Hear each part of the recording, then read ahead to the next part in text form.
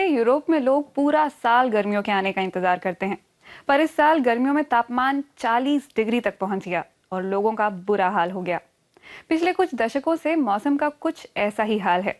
UNIPCC की report बताती है कि 20वीं सदी के आखिरी 20 साल जितने गर्म थे, उतने पिछले 400 साल में रिकॉर्ड नहीं किए गए।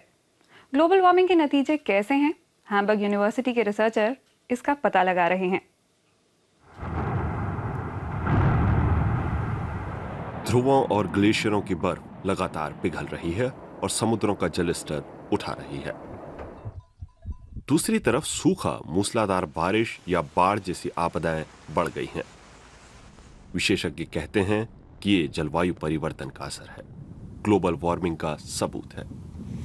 बीते 15 सालों में ग्लोबल वार्मिंग की रफ्तार कुछ धीमी हुई है, लेकिन हमें यह नहीं भूलना चाहिए कि ऊंचे तापमान की ऐसी स्थिति पहले भी रही है। जलवायु परिवर्तन का मतलब सिर्फ इसका ऊपर उठना नहीं, बल्कि इसमें प्राकृतिक उतार चढ़ाव भी शामिल है। समुद्र विज्ञानी लगातार समुद्रों के तापमान, खारेपन और उनके जल स्तर पर नजर रखते हैं। इस तरह के ठोस नमूने बीते 3 दशकों से ही जुटाए जा रहे हैं। पुराने आंकड़ों के अभाव में ठोस भविष्यवाणी कर पाना मुश्किल है, लेकिन वैज्ञानिकों का मानना है कि दुनिया भर में समुद्र का जल स्तर बढ़ेगा, क्योंकि पानी गर्म हो रहा है और उसकी वजह से फैल रहा है। लेकिन उन्हें अब ये भी पता है कि जल स्तर हर कहीं बराबर ढंग से नहीं बढ़ रहा।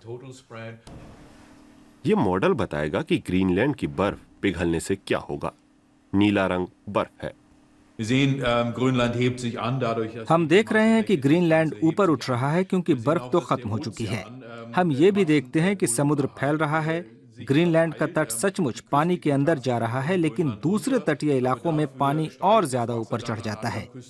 इस तरह ट्रॉपिकल इलाकों में और ट्रॉपिकल द्वीपों पर सामान्य मौसमी बदलाव या समुद्र के गर्म होने की तुलना में जलस्तर अधिक चढ़ता है। हैम्बर्ग के रिसर्च सेंटर के पर्यावरण मॉडल में ऐसी प्रक्रियाएं अब तक शामिल नहीं हैं। जलवायु परिवर्तन के बाहरी कारक भी नहीं।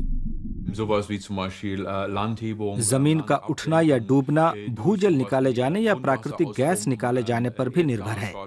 ऐसे स्थानीय कारण भी समुद्र के जलस्तर में बदलाव ला सकते हैं। इसे समझाने के लिए मैं एक आंकड़ा बताता हूँ। भूजल निकालने की वजह से टोक्यो 6 मीटर डूब चुका है।